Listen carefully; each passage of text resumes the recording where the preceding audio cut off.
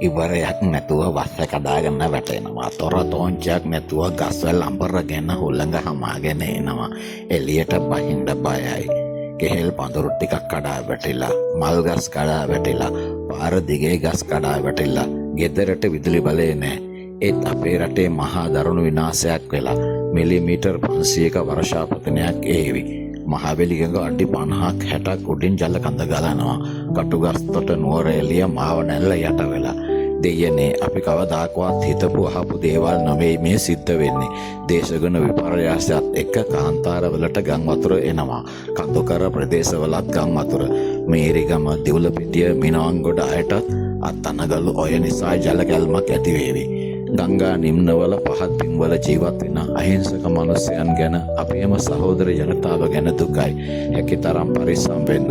කඳුකරයට මහ විශාල වර්ෂාවක් කඩා වැටෙනකොට එකතු වෙන ජල කඳ මහා විනාශයක් කරමින් පැය 2-3කින් පහත් ප්‍රදේශවලට කඩාව දීවි.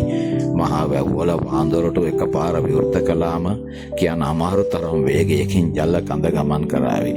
විනෝද ගැඹුරු ජලයේ වේගය ගසාගෙන පරිස්සමෙන් ගෙවල් වලටම වෙලා ඉන්න. අනෙක් අයට උදව් කරන්න. විපතේදී අවස්ථාවාදී